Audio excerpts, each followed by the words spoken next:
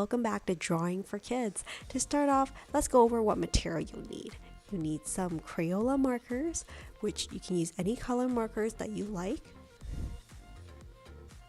Next, you also need some paper. In addition to that, you'll need some black markers, such as Sharpies.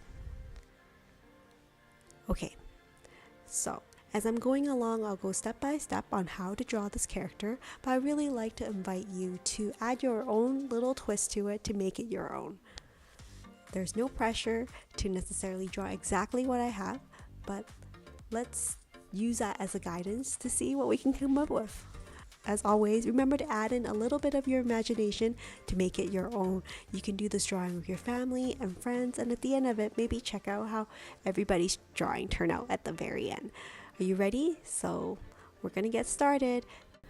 So for today's drawing, we're gonna be doing a fire Pokemon. Can you guess which fire Pokemon it is?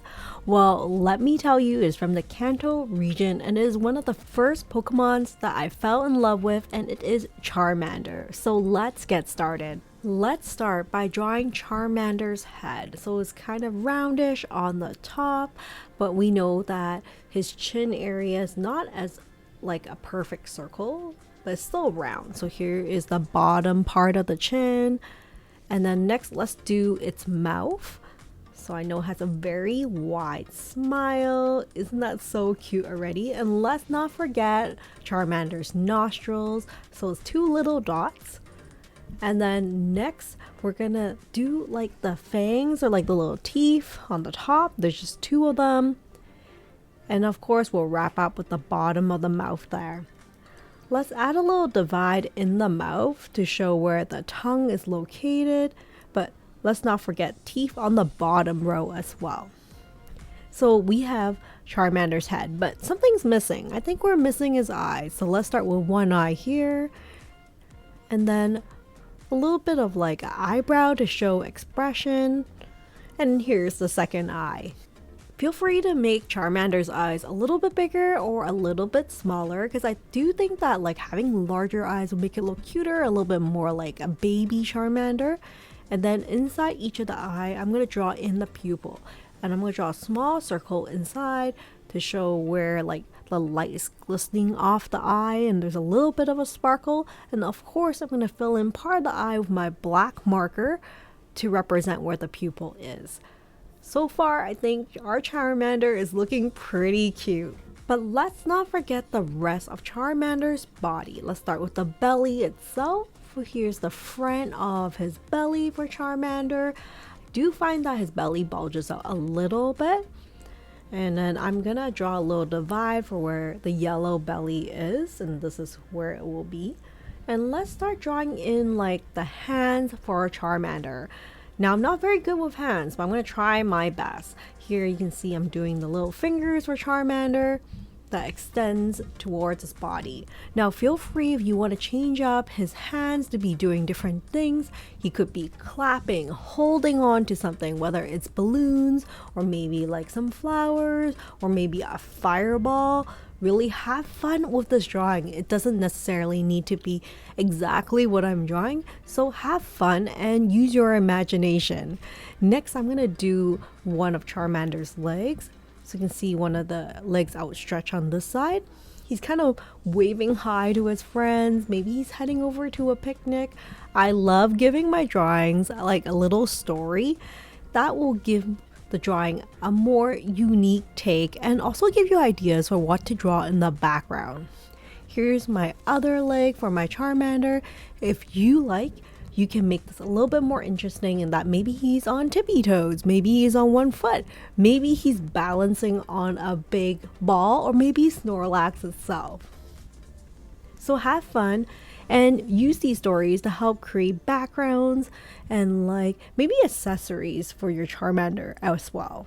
Here I'm going to draw in the tail for Charmander. Of course, I can't forget like that flaming tail at the very end. It's one of my favorite things about Charmander.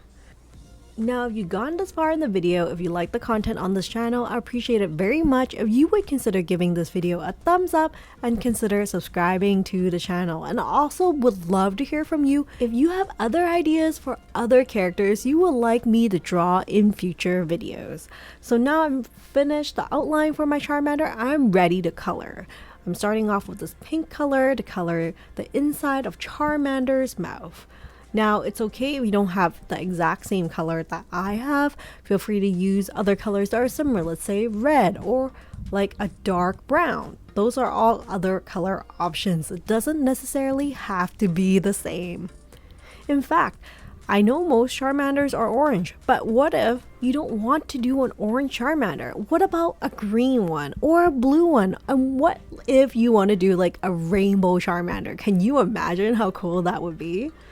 Well, I just want to give you some ideas in case you don't want to color it the same way I am. So here I'm using my yellow markers to color in the fire as well as the belly for Charmander. I certainly am trying my best to color within the lines and also like fill in any white gaps. It's not going to be perfect, but that is okay. Part of drawing is just really enjoying the process and having fun with it. So don't feel pressure that it needs to be perfect. In fact, if your drawing doesn't work out the first time, it's okay. It's an opportunity for you to try the drawing again and maybe do a whole family of Charmanders at the very end. Next, I'm going to use my red to fill in some missing gaps in the mouth, and then I'm going to use my orange to color in the rest of Charmander. Keep in mind that I've been drawing for a long while now, so I've had a lot of practice. Of course, the first time I drew Charmander, it was not pretty at all. So don't get frustrated if it doesn't look exactly the way you want it. To be good at your artwork, to be good at drawing, it takes plenty of practice. So don't feel you have to pressure yourself to be perfect the first time you draw it. So now I'm going to color in my beautiful orange color that when I look at it, I just feel so happy looking at orange for some reason. But anyways, I'll let you enjoy the rest of this coloring process for Charmander.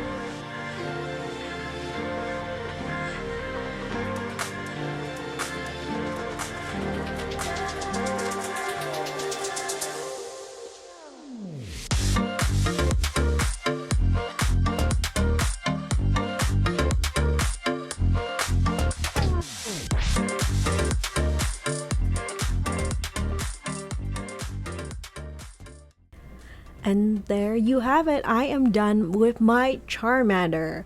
Thank you so much for joining me on this easy step-by-step drawing with Sharon. Here's a closer look at my Charmander drawing. I think it looks so cute. If you like these easy step-by-step Pokemon drawings, I have a full playlist on my YouTube channel if you are curious about drawing other Pokemons from the Pokemon series. But that's it for now. Thank you so much for joining me in this video, and hopefully I will see you next time. Take care and stay creative, everyone. Bye for now.